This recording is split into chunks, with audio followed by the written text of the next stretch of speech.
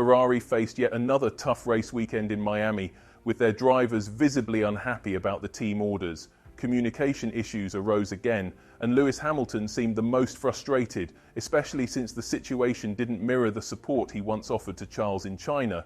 This raises questions about Ferrari's true capabilities and, more importantly, how they can recover from this slump. Hamilton may leave the Miami Grand Prix feeling particularly discontent despite a podium finish in the sprint race, as he couldn't compete effectively in the main event. Although he gained 4 spots from his starting position, his exchanges with the racing engineer and the strategy involving Leclerc reveal a lot. During his first stint, Hamilton was behind Leclerc with fresher, better performing medium tyres, while Leclerc was on the hard compound in the second stint. It seemed the perfect opportunity for Hamilton to overtake and chase down Antonelli for 6th place. Meanwhile, Ferrari seemed more focused on keeping Sainz in the Williams at bay, who nearly clinched 8th place from Hamilton at the end. This raises the question, who was Ferrari really defending against? A team expected to lead is now being outpaced by both Mercedes drivers and even a Williams. It's a troubling sign for their future prospects, highlighted by their radio communications. Throughout the race, Hamilton expressed that he was unnecessarily wearing out his tyres while stuck in Leclerc's slipstream.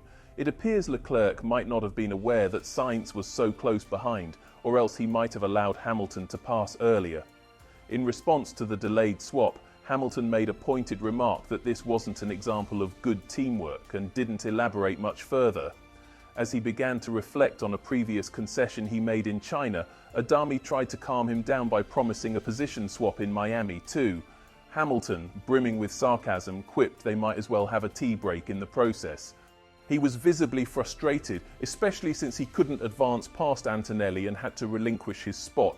This didn't sit well with Hamilton, particularly when he was initially given the green light to pursue Antonelli at turn 17, but later had to concede, allowing Leclerc to pass instead. Earlier, Leclerc had already pointed out that Hamilton seemed to be moving slowly and that he was battling the turbulent air from Hamilton's car, implying that Hamilton lacked the speed to catch the Mercedes, regardless of his faster tyre compound. This inefficiency in communication from Ferrari had Hamilton fuming as he burned away valuable tyre life trailing in Leclerc's wake. The most biting comment came when Hamilton, now in P8, was informed by Adami about Sainz closing in by 1.4 seconds. Hamilton asked sardonically if he should let Sainz pass too. However, Hamilton maintained that the situation wasn't as dire as it appeared, despite Vasseur approaching him about his radio remarks that painted the team in an unflattering light. Hamilton stood firm, suggesting the debacle could have turned out much worse. Reflecting on the race, Hamilton, surprisingly composed, stated that he actually enjoyed the event. Although the car's pace wasn't ideal, he felt he had a generally better weekend and emphasised that his frustration hadn't escalated into outright anger or unruly outbursts. Imagine trying to make a decision. You're seated, surrounded by information. You must act swiftly. That was my mindset. Panic ensued as we desperately tried to keep the car on course, thinking on our feet. Yet Ferrari found themselves in a puzzling scenario. They instructed Lewis to maintain a DRS distance behind Leclerc, which was baffling.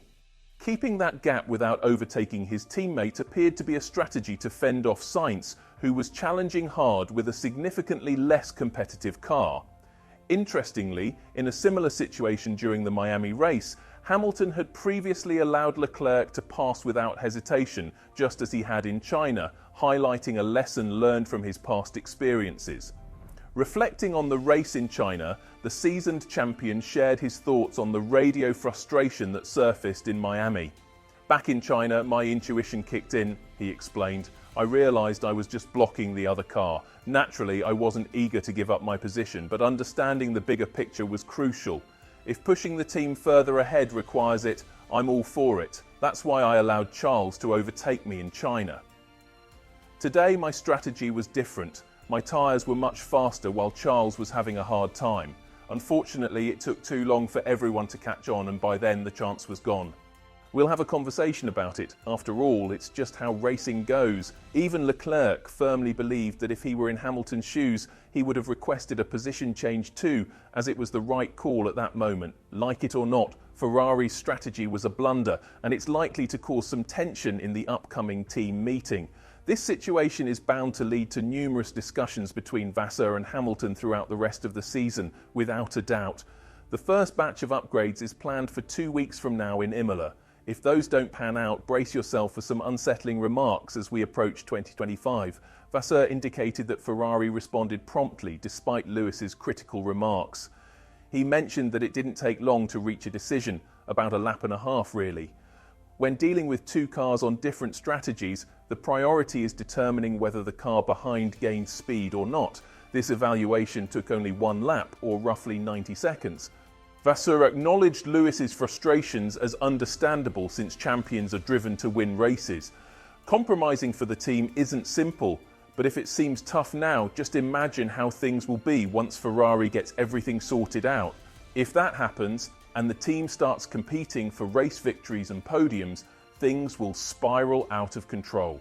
Like it or not, Hamilton will face major challenges as he tries to figure out Ferrari's strategies. This is something he should have expected before joining the team. Leclerc and Sainz have been more vocal than ever, but their strategies didn't always work out. Usually, they ended up making their own calls. Remember during the sprint race, it was Hamilton's decision to pit early for slick tyres that earned him a podium finish and crucial points in the Drivers' Championship. There was a conversation between Vasseur and Hamilton where Ferrari's team principal shared his thoughts. Hamilton later reflected that the situation could have been much worse than anyone anticipated. He recalled telling Fred, "I just patted him on the shoulder and said, 'Relax, don't take everything so seriously.' I could have said much harsher things on air, but you need to realise that we're under intense pressure in the car. In the midst of competition, calm messages aren't exactly what's on our minds. My passion is still burning strong, and I definitely felt it rise during the race. I'm not going to feel sorry for being a competitor, for still craving victory, just like everyone else in the team. I'm confident that once we address some car issues, we'll be back competing with the likes of Mercedes and Red Bull." It's clear that Hamilton chose his words carefully, not mentioning McLaren, which might not be a surprise. Ferrari's season didn't start as well as expected, and whether we like it or not, they're currently not a strong competitor. This may lead them to focus early on the 2026 season and the new regulations, which Vasseur described as a transformative opportunity for the team. At the moment, Mercedes stands out as the team most likely to clinch victory due to their powerful engines and historical dominance, particularly evident back in 2014 when engine performance was a key factor. Keeping this perspective in mind, how do you view Ferrari's recent slip-ups? Also, do you believe Hamilton will tackle these missteps effectively when the pressure increases in the near future? Thank you for watching. If you liked the video, subscribe to the channel and leave a comment below. See you in the next video.